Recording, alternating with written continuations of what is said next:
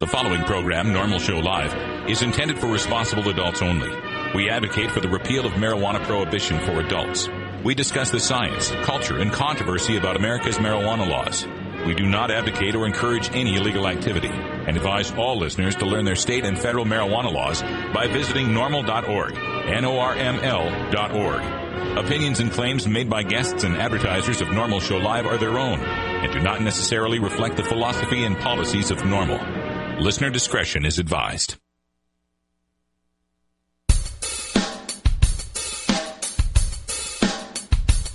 You take a seed, you plant it, you grow it, you dry it, you roll it, you smoke it. You take a seed, you plant it, you grow it, you dry it, you roll it, you smoke it, and it goes down smooth. Hey! Spanning the continent to bring you the truth about cannabis and marijuana law reform. I smoke pot and I like it a lot. From the promise of legalization. And I think we need to rethink and decriminalize our marijuana laws. To the agony of prohibition. One major responsibility is to encourage people to use less drugs. The National Organization for the Reform of Marijuana Laws presents NORML Show Live, Marijuana Nation. Now, here's your host, NORML's Outreach Coordinator, Radical Russ Belville. Good afternoon, tokers and tokettes. It is Tuesday, September 28th, 2010, and it's got to be 420 somewhere in the world. Thanks for joining us for the next 60 minutes of news, talk, interviews, information, music, comedy, and more by, for, and about the cannabis community.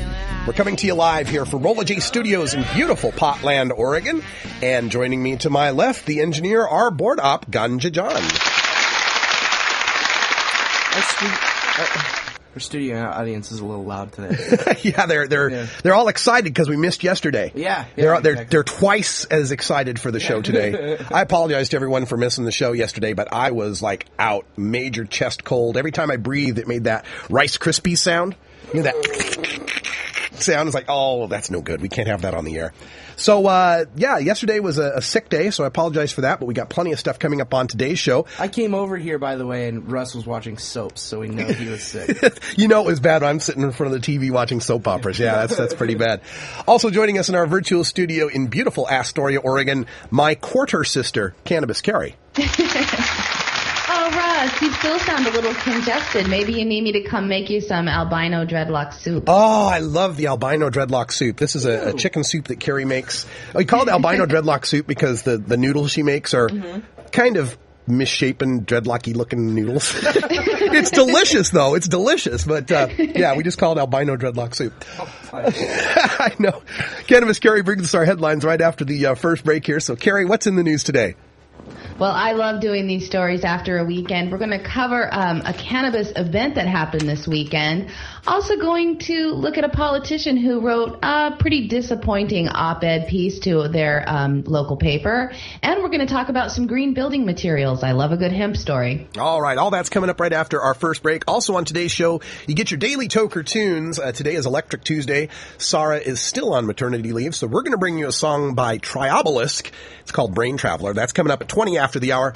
At 5:30, we give you the California Marijuana Report. I'm really looking forward to this interview. Eric Brenner is interviewing Jody Emery, the wife of pot POW Mark Emery, of course, the publisher of Cannabis Culture and the seed seller who was extradited to the United States to serve 5 years for a crime that in Canada, his home country, would probably be a month and a fine. So we'll hear from Jody Emery in the California Marijuana Report at 5:30. And then at the end of the show, a little bit of radical ranting. I'm going to go off on the old big tobacco rumor that they're going to take over the cannabis market if we legalize, plus some more news on the stoners against legalization, some new articles that have hit the web that we've definitely got to talk about. In hour 2, it's our Toker Talk Radio. We'll take your calls here and Skype calls as well to talk about the topics of the day, the news stories we cover, or whatever you'd like to talk about. It's Toker Talk Radio. We can do whatever we like. I'm Radical Russ with Ganja John here. We'll be back in just a second. Stick around. It's NORML Show Live.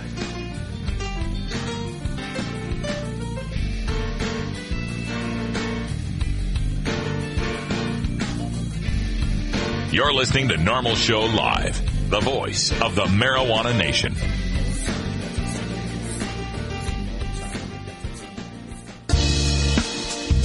You want to legalize it? Call your congressman today. 202-224-3121. It's free, it's easy, and you don't even have to give your name, just your zip code, and they'll hook you up to your congressman. Call 202-224-3121 and tell Congress you support marijuana legalization. Liberate your mind. Liberate your mind.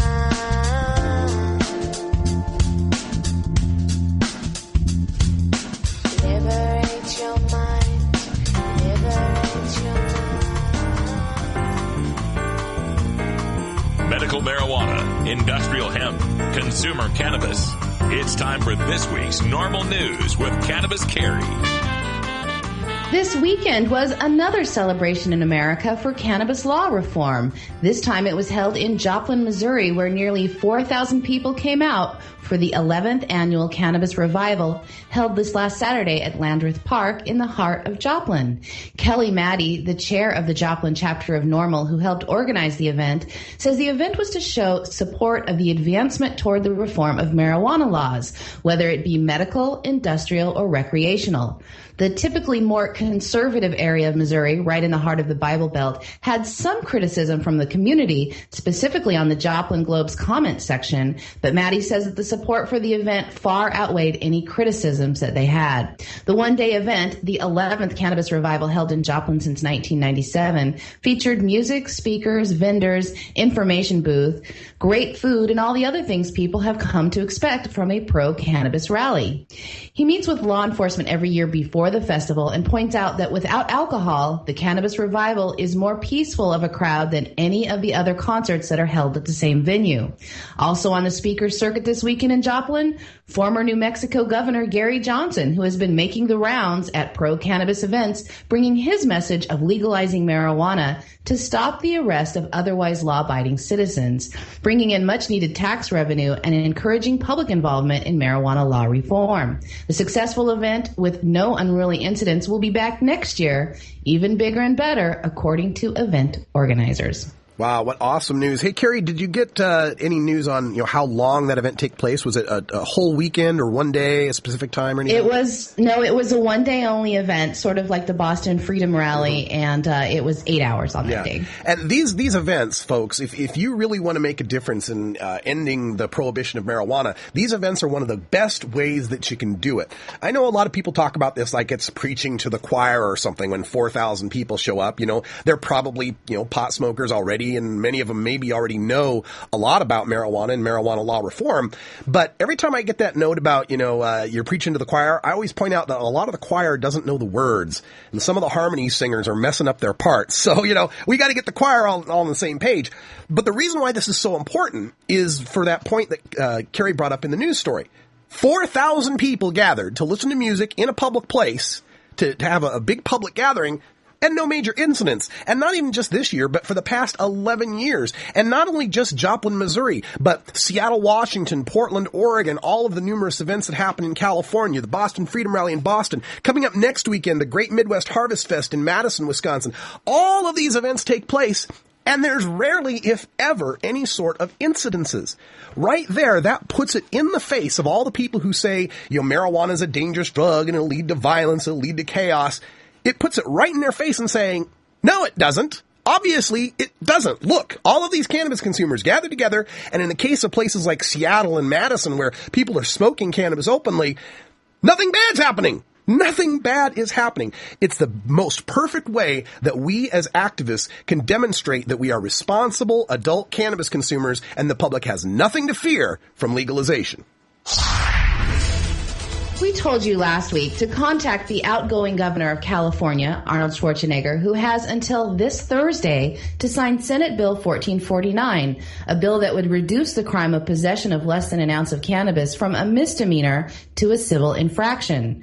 Make no mistake about it, the governor of California is against legalizing marijuana. In an op-ed letter to the LA Times last Friday, Governor Schwarzenegger took the time to write a scathing letter blasting the SEIU, California California's largest union, for their endorsement of Prop 19, the ballot initiative to legalize cannabis for adult use. The governor says he is surprised by the endorsement, but says the Service Employee International Union is way off base for their stated reasons of support. He called Prop 19 a, quote, flawed initiative that would bring about a host of legal nightmares and risks to public safety. It would also make California a laughingstock, unquote. He says that for the unions, getting a handle on pensions would preserve far more jobs and prevent more cost-saving cuts to the California economy than legalizing marijuana ever could, even with the best-case estimates that show Proposition 19 only bringing in, quote, $1.4 billion in annual revenue. He berates the CEIU by saying that California is already suffering from a series of irresponsible decisions by SEIU-backed politicians who have guaranteed large retirement benefits to state workers without setting aside the money to pay for them. He claims the SEIU endorsement of legalizing marijuana means they are willing to risk public safety to protect unsustainable pension cost.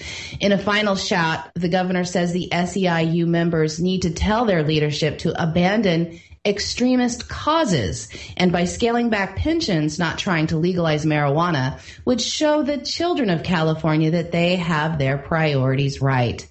Now, the governor's open letter was published in the LA Times on Friday, and Governor Schwarzenegger, a Republican, has vetoed several different marijuana law reform bills in the past. So NORML urges all Californians to email or call the governor's office to urge him to sign SB 1449 into law.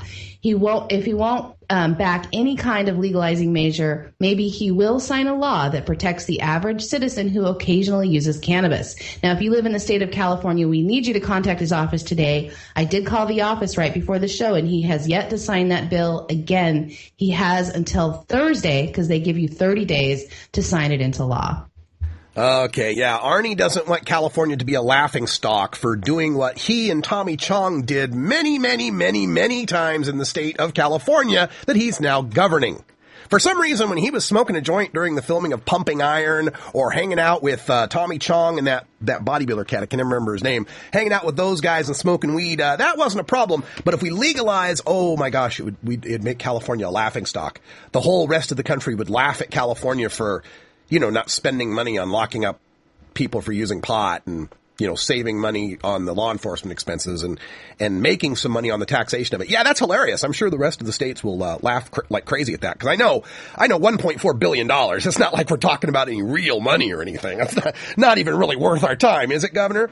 No, let me give you the gist of what Governor Schwarzenegger was saying here about the SEIU's endorsement. He is complaining that the SEIU, the largest service employees union in the state of California, that the problem with the state is pensions. Right?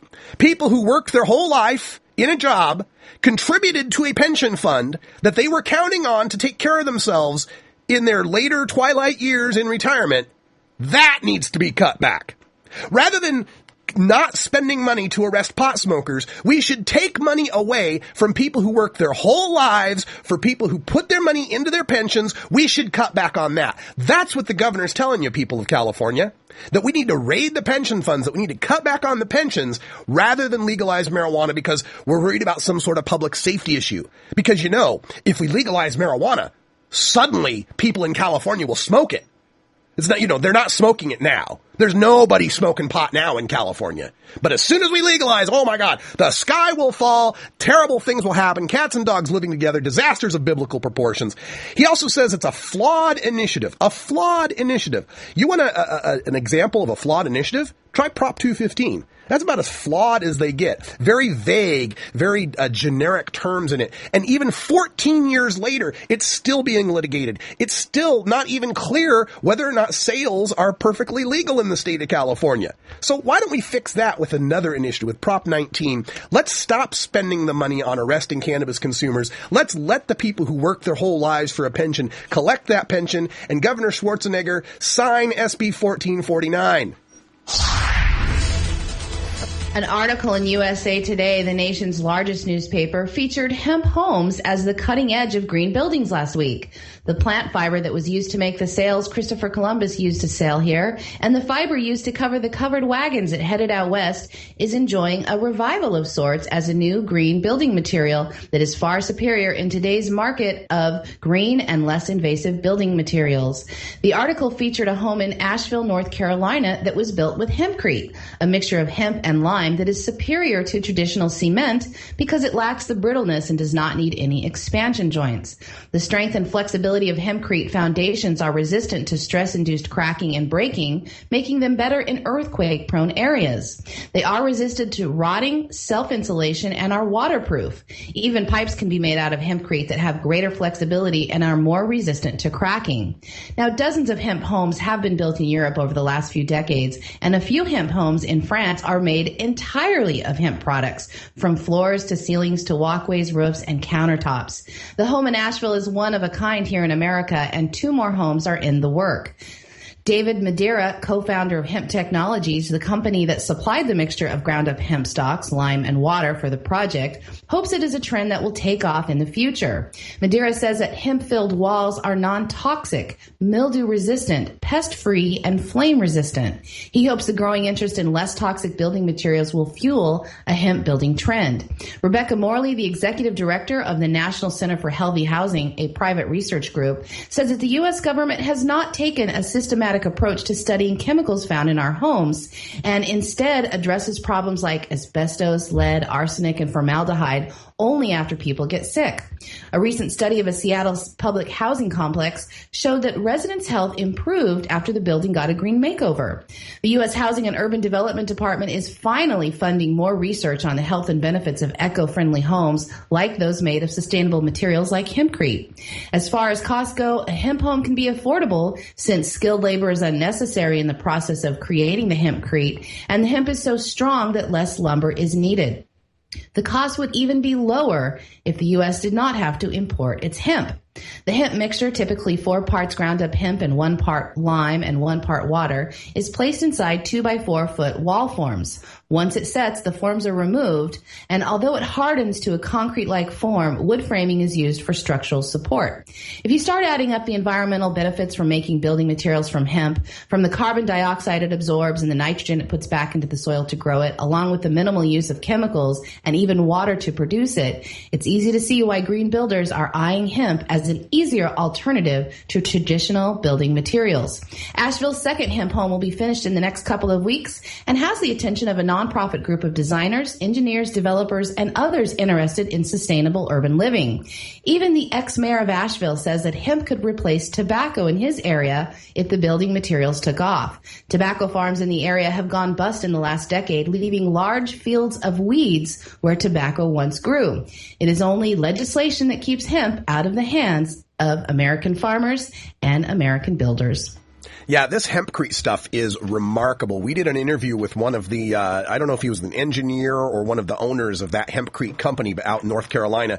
I forget when we did it, but go to our blog at stash.normal.org. Up in the top right, you'll find a little search box and type in hempcrete, Hempcrete. Find that episode with that interview because it's amazing. Everything he tells you about the hempcrete, it's carbon negative. It's carbon negative. It actually sucks. Even after 8 years after. After 8 years after that it's built, it still sucks carbon dioxide out of the air. Carrie mentioned how it's got such great insulative properties. It's mildew resistant, mold resistant, flame resistant. It's stronger. There's so much that's great about it. And this brings me to something about marijuana as a medicine, marijuana as a recreational substance, and marijuana as a building material. The legalization of marijuana will completely turn our economy upside down. It completely changes the paradigm of medicine from one where you have to depend on a doctor and a special pharmaceutical company to give you your pill, and instead you can grow your own. It takes us away from the paradigm of the big breweries and big tobacco companies being the ones that supply us for our recreational needs. Instead, we can grow our own and have our own fun in a safer, less toxic, non-toxic manner. And in the case of hemp, it completely changes the way that we plant things. We plant crops in this country, the types of crops that we'll plant. The timber industry will have to go a radical makeover. All these industries that could be affected through the use of hemp or marijuana are going to have to seriously change the way they do business. It's going to be a complete makeover, and that's why it's so difficult to get marijuana legalized. Marijuana is not illegal because it's a drug. Marijuana is illegal because it's hemp. Hemp is the reason why marijuana is illegal. There are so many companies with so much entrenched interest in not allowing this competitive product that kicks the ass of every product out there it competes with, cotton, timber, and so on, that the people in the industries know it'll be a massive restructuring and able to be able to compete with free and freely growing and legal hemp. Another dry day. I thought I knew what I was going to say there, but I kind of ran out of steam at the end. It happens. I'm a little feverish. It's hot in here in the studio. It's hot.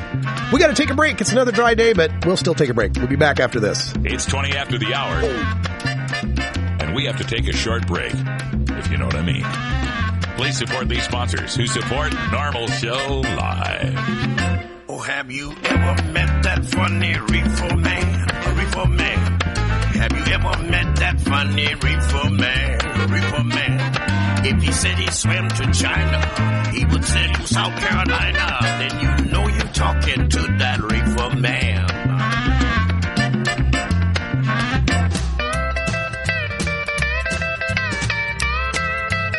When I was in England, I experimented with marijuana a time or two, and I didn't like it. And didn't inhale, and never tried it again. I think you'd probably be a lot cooler if you had, Mr. President. Said, hey, do you have a joint, kid? Sure would be a lot cooler if you did. Light it, don't hide it. Light it, don't hide it. Oh, light it, don't hide it. Light it, don't hide it. Just light it, don't hide it. Fire up right now.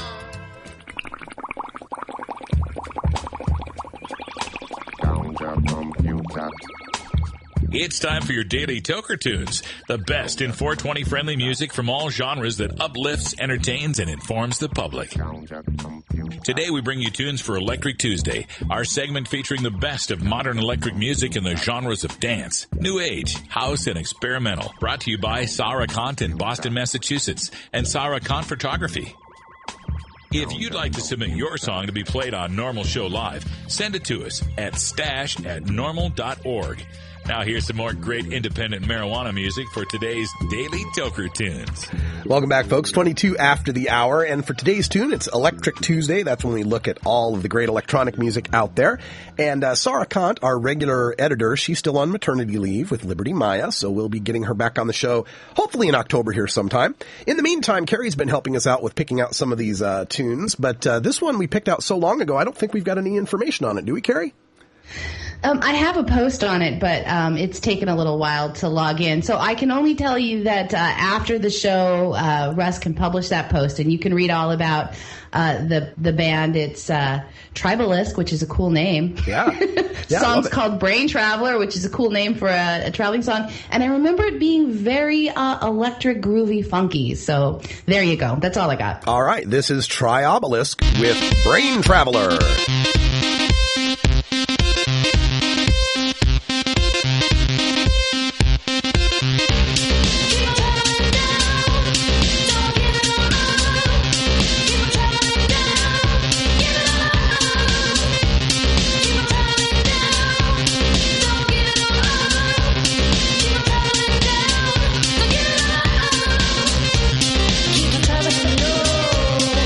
Take it inside, the only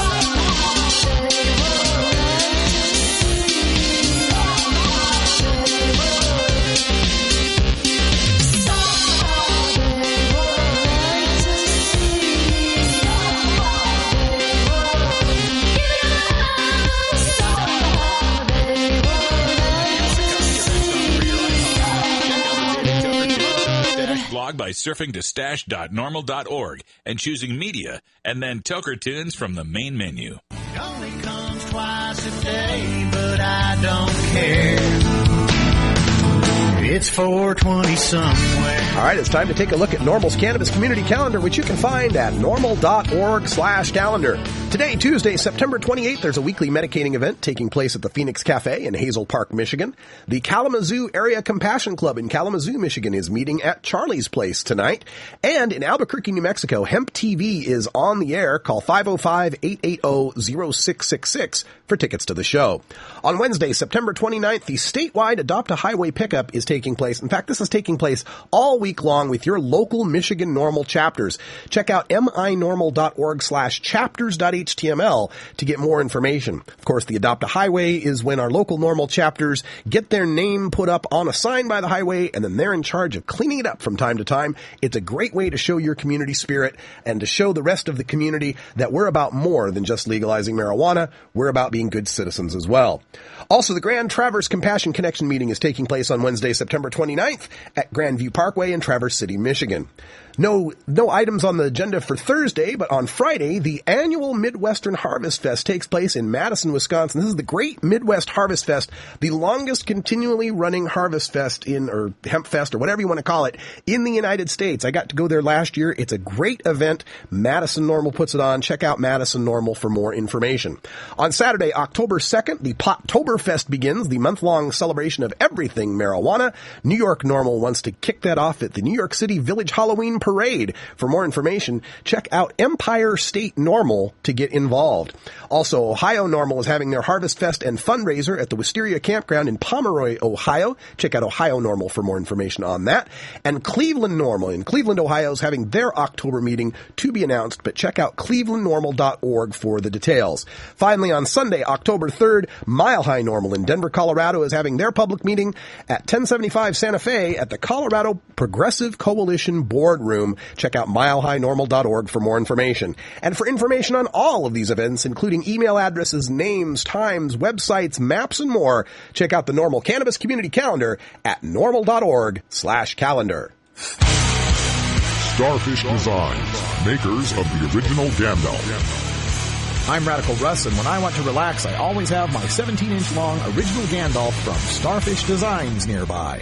The hand-blown borosilicate glass is strong and easy to clean, and the design is sleek and sophisticated. Starfish Designs are available from Bend, Oregon at a glass retailer near you. For locations, call 541-788-GLASS. That's 541-788-4527.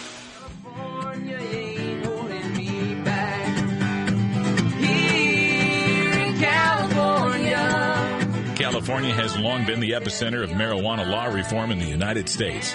We're joined now by Eric Brenner, the producer of the California Marijuana Report, for an interview with an important figure in cannabis in the Golden State. You can hear the entire California Marijuana Report on KRXA AM 540 in Monterey. Now, here's Eric Brenner.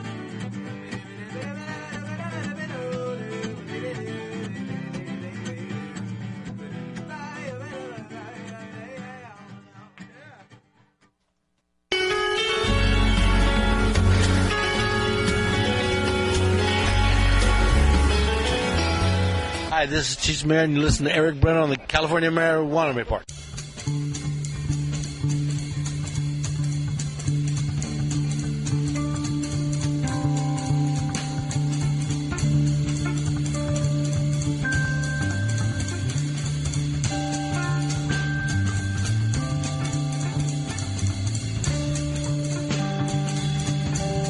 And we're following a breaking news story here on the California Marijuana Report this week. Mark Emery, the Crown Prince of Pot, has been formally sentenced to 5 years in federal prison. This happened on Friday, September 10th. We are now joined by Mark Emery's wife, Jody Emery. Jody, thanks for joining us this week on the California Marijuana Report. Well, thank you so much for having me. Jody, let's talk about you before we get into Mark's case. You are very active in the Vancouver political scene. Why don't you tell our listeners a little bit about yourself? Well, I'm involved with provincial and federal politics. I ran with the BC Marijuana Party, which Mark is the leader of, back in 2008 in a by-election. And after that, the BC Green Party, the British Columbia Green Party, our provincial, similar to state party, asked to have Mark and I give our support from the BC Marijuana Party to the Greens in the general election for 2009. And they asked me to be a candidate, and I agreed to run for them. And that was an excellent opportunity for me. I was made the policing and crime critic and the Olympic critic, since we had the Vancouver Olympics then. And it was a wonderful time to experience what running with a real political party is like. It's the third party in BC, and Mark helped me out a lot. He's very experienced in running in campaigns, so his insight and experience was invaluable to me. And after I ran with the provincial Green Party, the Green Party of Canada contacted me and said that they would like me to run as a candidate for them as well when the next federal election happens. Now, that hasn't happened yet, but I'm slated to be a candidate in one of the closest ridings in Vancouver, in Canada, really. However, the person I'm running against, the incumbent with the Liberal Party, he's a very good man, so it's a bit of a sticky situation to be running against someone who only won by 30 votes against a very bad party, the Conservatives. But I hope to use my election run federally just to bring attention to the issues of ending drug prohibition and restoring civil liberties and saving Canada from the very destructive, dangerous path that we're going down. Our government in Canada is a very bad hangover from the George Bush days.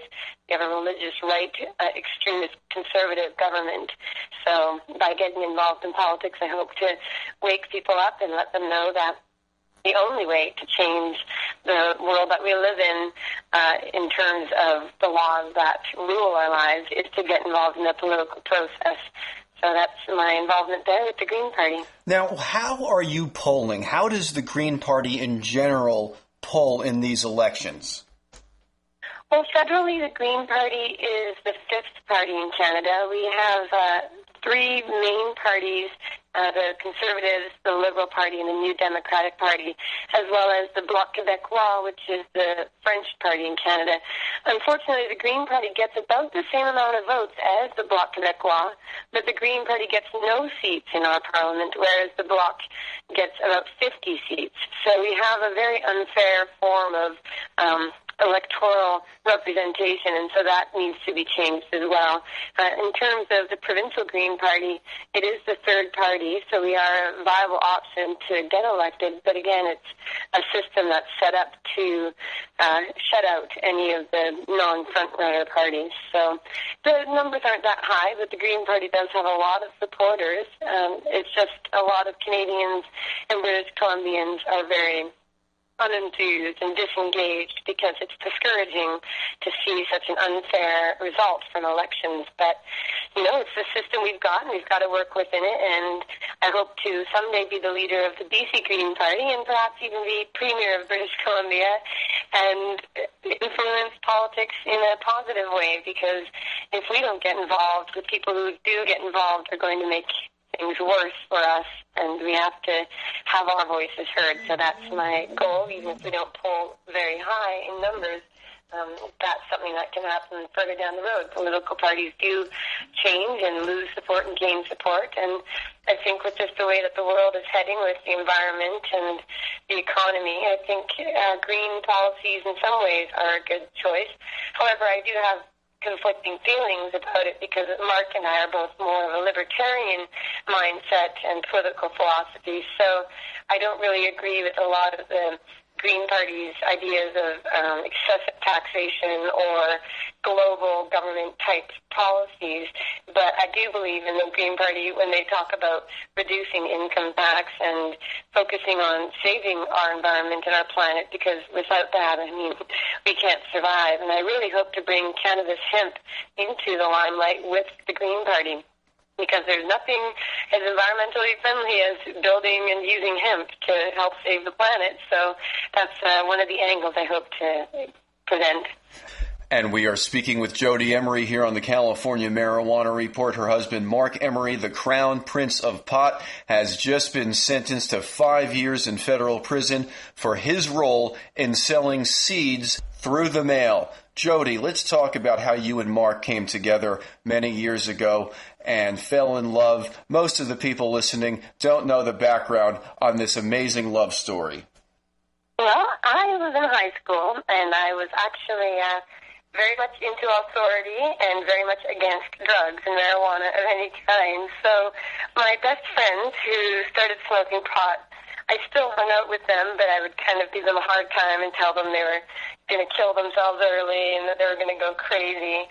And I was very much a teacher's pet. And when my friends started having conversations, it was around 9/11, and my friends were talking about Afghanistan and all sorts of geopolitical, historical information that I had no idea about. They were talking about the drug wars and all the things that Cannabis Culture magazine was covering.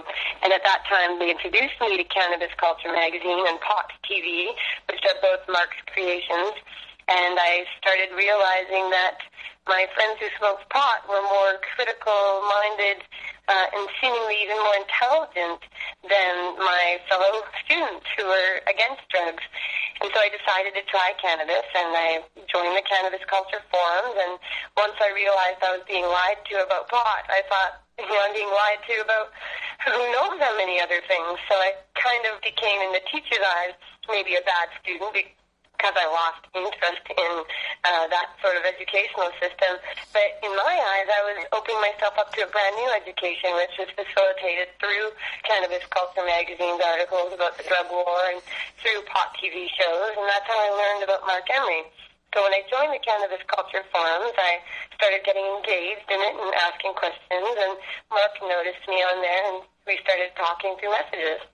So it was just innocent like that, because he talks to a lot of people, especially young people who are disenfranchised and discouraged by the adult world. And he was very insightful and helpful to me at all times, just with advice.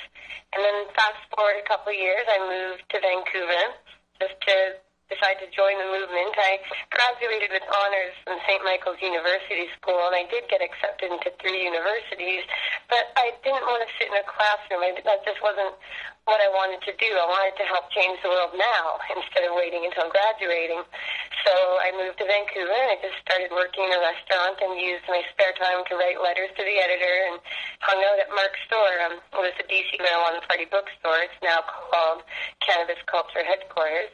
And by being there, I met all the people that I saw in the magazine and on Pot TV and got an incredible education. And then Mark was sent to prison in Saskatoon, Saskatchewan, a different province, for passing a joint. That was in 2004. He passed a joint at a rally, and a judge sentenced him to 3 months in prison, which was pretty shocking. And at that time, I was pretty devastated because Mark and I had talked a lot, and everyone who knew him was very upset for that to happen. And when he was in prison, he started writing out every night a long kind of a diary entry. And he would call Pot TV every night, or every morning rather, and read aloud his journal entry. And our webmaster at that time said, there's something that's going to be big one day on the internet. It's called a blog. He said, we kind of laughed because it was a funny word then. It didn't exist at that time. But he said, Mark should turn this into a jail blog because not everybody can listen to what he has to say. So somebody should transcribe it and we'll post it online as a blog.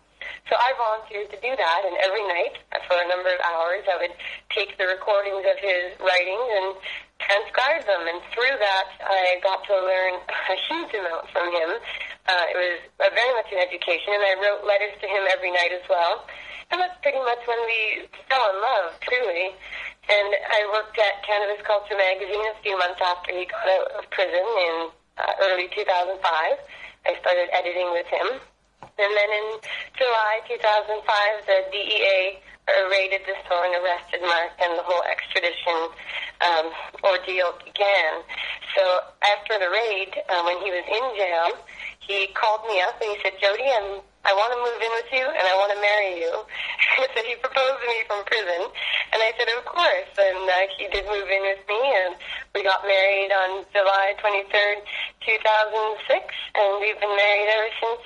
It's been a wonderful union. Jody, let's talk about the raid by the Drug Enforcement Administration back in 2004, which has turned your life upside down, potentially landing Mark in a federal prison now for up to 5 years, barring intervention by the Canadian government. This raid was covered by 60 Minutes. The prosecutor that was interviewed by the 60 Minutes reporter a few years back looked into the camera and said, "I hope Mark Emery goes away for life." What is the situation with that original prosecutor who was calling for life without parole for your beloved husband, Mark Emery, for selling marijuana seeds through the mail?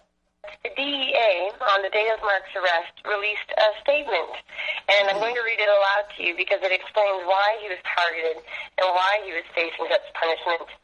Today's DEA arrest of Mark Scott Emery, publisher of Cannabis Culture magazine and the founder of a marijuana legalization group, is a significant blow not only to the marijuana trafficking trade in the U.S. and Canada, but also to the marijuana legalization movement.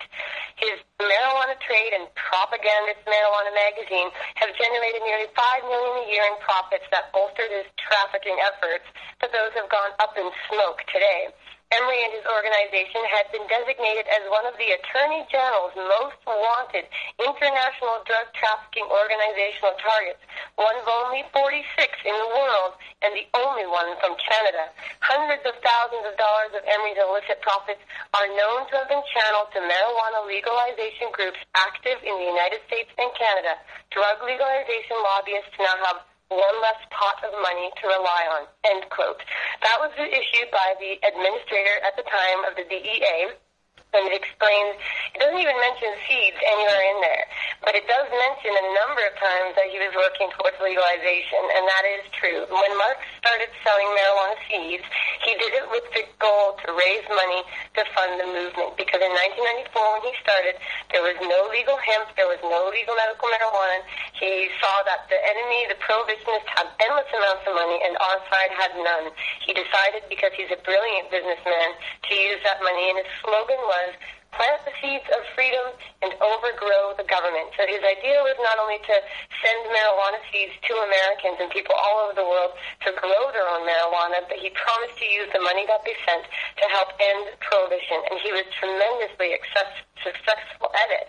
And that's why they targeted him, as it's clearly put out there. But another note to make is that John McKay, the prosecutor who was in the 60 Minutes piece you were mentioning, who was asking for life in prison, today in the Seattle Times paper, he has a guest editorial calling for the legalization of marijuana. What?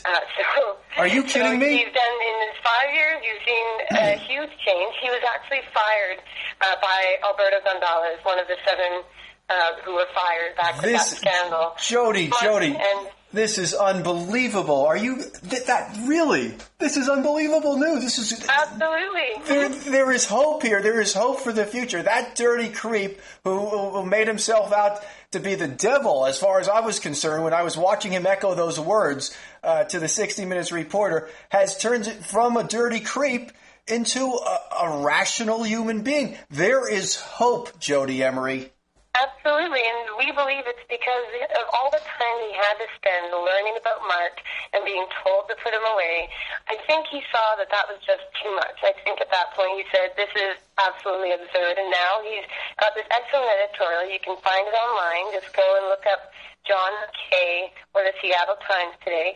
And if you want to read the original DEA quote and watch the original 60 Minutes segment along with a lot of other information, you can go to freemark.ca, that's FREEMARC.ca, or go to cannabisculture.com, and we've got all the information there. And, you know, it's pretty sad, but a lot of people say that Mark, by being arrested and taken to the United States at a time of pivotal change, you know, if he has to serve a 5-year sentence, if that happens, maybe when he comes out, there'll be so much change in the U.S. that soon every other drug war prisoner can be let go too. You know, we're seeing prohibition crumble in the United States, and we're actually seeing it get worse up here in Canada. But the fact that Mark Emery, who never went to the United States when he sold seeds, who only did it through the mail, who made it his stated goal to overgrow the government, he's actually been successful. When you look at California, where he sent millions of seeds, and where there's an endless variety of cannabis grown from the seeds that he sent, his goal is complete. He said, plant the seeds of freedom and overgrow the government. And now America is making a lot of progress. Of course, there's a lot of horrific things that still go on, and it is a lot worse than Canada is at this time. But to know that the prosecutor who went after him is calling for legalization, to know that California with Prop 19 is going to legalize marijuana, to see this happening, you know, it's terrible to be away from Mark, and he and I are, of course, heartbroken to be apart. But if his imprisonment can lead towards this change, if he can be the seed that's swallowed by the enemy and grows forth to bring freedom, then it's worthwhile. You know, it is horrible, but there's a quote someone said that all men of great will and destiny are forged by the steel bars of their captors. And so if Mark's imprisonment can help bring people's awareness to this drug war and to see that he doesn't even have it very bad compared to so many people who have no support and 20, 30, 40 years in prison for marijuana, if it can bring people's attention to that, then it's worthwhile. And we're speaking with Jody Emery here right now on the California Marijuana Report. This is the wife of Mark Emery, the Prince of Pot, currently incarcerated in federal lockup in the SeaTac Federal Detention Center, which is a maximum security facility. He is not allowed to go outside for even 30 seconds of sunshine or fresh air. What's the reasoning behind that, Jody? What reasoning do they give to not let a human being go outside for even a minute? Well, because it's maximum security, they aren't allowed outside, and the reason it is maximum security where he's held right now, then soon after that he'll be sent to a facility, a low-security facility, somewhere else in the United States. Now, unfortunately, because he's Canadian, he doesn't apply for the drug treatment program that gets a year off, and he doesn't apply for a camp where he would be much more free to walk around. So we don't know where he's going to be. There are only a few facilities for foreigners, and that includes California, Ohio, Pennsylvania, Georgia, North Carolina. There's a lot of places he could be sent. And, you know, the food is terrible. There's no fresh air. He's a vegetarian, so, you know, sometimes you get some rice and peanut butter as your protein replacement, but he's trying to keep his spirits up, and I visit him every weekend. In fact, right now I'm in Seattle. I'm going to be visiting him tomorrow. We'll get through it. I mean, we have to get through it. Everybody gets through whatever adversity is thrown at them. There are people who live in much more horrific circumstances and scenarios than we do, so we're grateful for everything that we do have, and that's what keeps us going. Mark has always had a positive attitude, and I try and keep that with me, too. Jody Emery, the wife of Mark Emery, the Prince of Pot, thank you so much for joining us this week on the California Marijuana Report. Well, thank you so much. And California serves as an example for the rest of the world. You've got to vote yes on Prop 19 and free Mark Emery so we can free ourselves.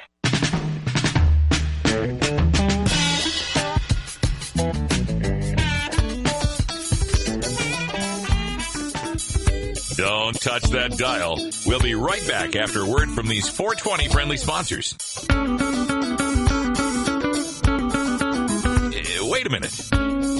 This is Internet radio. There are no dials here.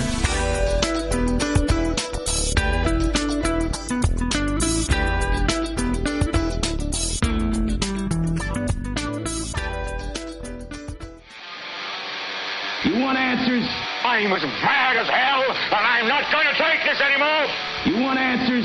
You have offended my family. I think I'm entitled. You want answers? I want the truth. And you have offended a Shaolin temple. You can't handle the truth. Surely you can't be serious. I am serious. And don't call me Shirley. Hoorah! Radical Rant. Welcome back, everyone. 50 after the hour. We're going to take this time here to debunk some of the craziness out there regarding California's Prop 19. A bunch of stories appearing up on the web. The most recent one is up on Cannabis Culture about the chaos that erupted at the International Cannabis and Hemp Expo this weekend in San Francisco, where the no on Prop 19 people were out in full force. Before we get to that, I want to get to one of their big rumors, though. And this is the rumor. It's been, I wrote about it earlier about how it's been floating around the Humboldt County area like a stale hit of swag for 3 decades now. And it's this theory that if we legalize marijuana, R.J. Reynolds and Philip Morris and all the big tobacco companies are going to buy up all the land in Humboldt, Trinity, Mendocino counties are going to buy up all the land, and tobacco will take over cannabis, and they'll put all these terrible additives in it and so on. In fact, if you go visit, and I hate to have to tell you to do this, but actually check out my blog. Don't visit theirs. They've got a blog called stop19.com, but I've copied the pictures. They've even made pictures of the Marlboro Man and the Camel, Joe Camel character saying, yes, vote for Prop 19 so that we can put the chemicals into the cannabis and control it and, all this terrible stuff, right? So I wanted to get to this story that came out of the Fresno Bee that interviewed an actual tobacco company executive. This is from the Fresno Bee. Among some determined pot market conspiracy theorists scattered in the marijuana fields of Mendocino or Humboldt or at some urban dispensaries in California cities, one rumor refuses to die. Big tobacco is coming, and it wants to take over the California weed market. But one of America's leading tobacco companies says it has no interest in going into the pot business, regardless of whether California voters pass Prop 19 in November to legalize marijuana for recreational use. In an interview today, Frank Lester, spokesman for Reynolds America, Inc., seemed almost apologetic for killing the speculation. But he confirmed that the parent company for R.J. Reynolds Tobacco, Santa Fe Natural Tobacco, and the American Snuff Company won't be adding a marijuana production division. Quote, even going back years, I remember hearing that same thing back in the 1970s and 1980s, Lester said of the big tobacco pot business rumors. We are paying attention to the California initiative just as a political situation, but we're not preparing to enter into the marijuana trade at all. And really, if you think about it, it makes perfectly logical sense, because even if California legalizes with Prop 19, when California legalizes with Prop 19, it will still be illegal federally. Now, I don't know if you've been paying attention to the courts and the news over the past couple of decades, the relationship between the federal government and big tobacco. Remember those big lawsuits and all the money going to the states and the federal government cracking down on tobacco? Do you think that in that situation, this relationship between this adversarial relationship between the federal government and big tobacco, that big tobacco is going to take one single risk here on producing a federally illegal drug? I mean, talk about serving up all of your company's assets on a silver platter to a federal prosecutor. Come on now. No way is big tobacco getting involved with the production of cannabis. They are tobacco companies, not cannabis companies. But this doesn't stop the stoners against legalization, these tossed salad idiots who continue to lie on their blogs and try to scare ignorant cannabis consumers, sometimes the young cannabis consumers who don't know any better, try to scare them with these conspiracy theories about about Prop 19 causing big tobacco to take over. I mentioned the pictures that they have, the little photoshops of the Joe Camel and Marlboro Man. Here's one of their bullet points on their blog. Do you provide extra medical cannabis to dispensaries? It will be a crime to do so if Prop 19 passes.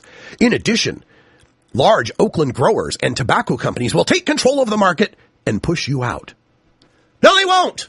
Prop 19 legalizes your right to grow 25 square feet of cannabis and keep all, let me underline that, all of the harvest from your 25 square foot garden. Not just this harvest, but next harvest and next harvest and next harvest. And every harvest you ever have out of that 25 square foot garden, you will be entitled to keep the results of that harvest. We have a story up on our blog at stash.normal.org. It's called Prop 19 is the best thing to happen to medical marijuana patients since Prop 215. I encourage you all to read it. It's a analysis of Prop 19 and an attack on all of these crazy theories from the No people by J. David Nick. He's a famed California medical marijuana attorney who has never lost a state marijuana case in court and has defended Brownie Mary, Dennis Perrone, and Steve Cubby. He says that little clause about being allowed to keep as much as you harvest means it would be easy for him, to defend up to 200 pounds of marijuana in the home, even if you're not medical. And that's what Dragonfly De La Luz and Dennis Perrone and Lynette Davies and J. Craig Canada and all these toss salad no on 19 people are asking you to vote against. To vote against being able to have pretty much as much marijuana as you can grow.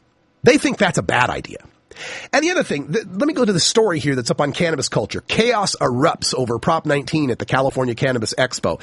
Richard Lee gets up to try to talk about it, and he got booed and heckled so loudly that he just had to scream, "We're all for legalization. This is the best we can do right now."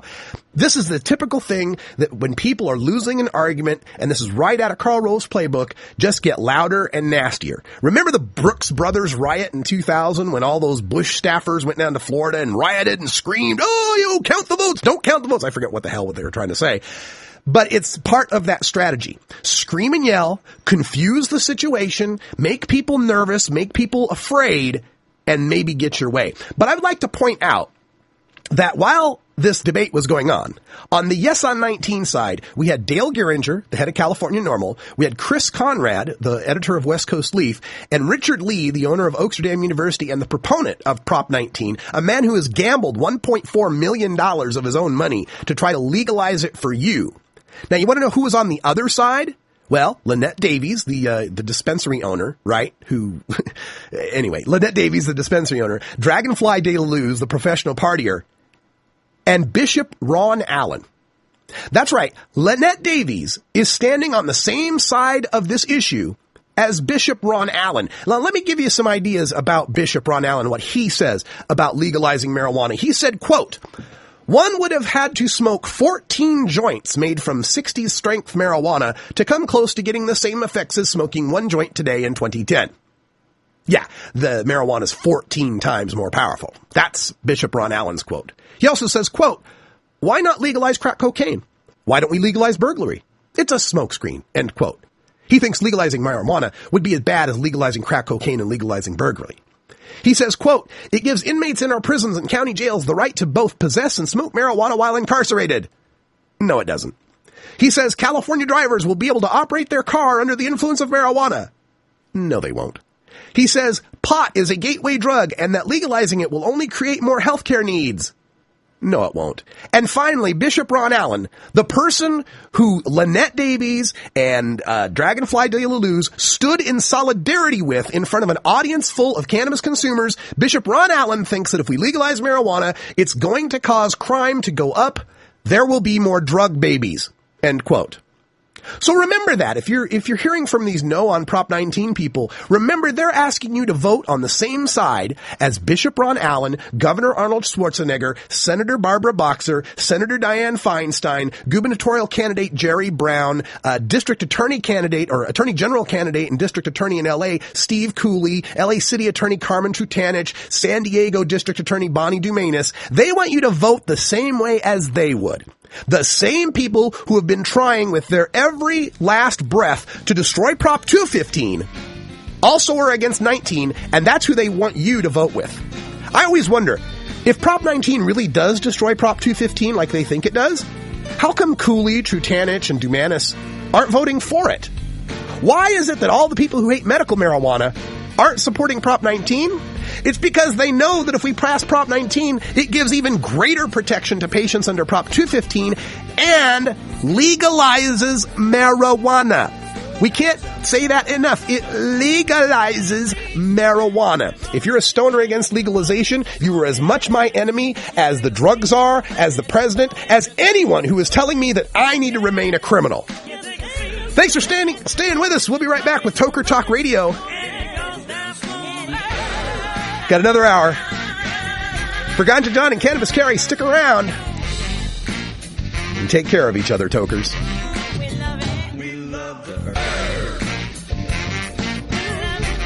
This is NORML Show Live, the voice of the marijuana nation. Take it out one more time. You take a seed, you plant it, you grow it, you dry it, you roll it, you smoke it. You take a seed, you plant it, you grow it, you dry it, you roll it, you smoke it. You take a seed, you plant it, you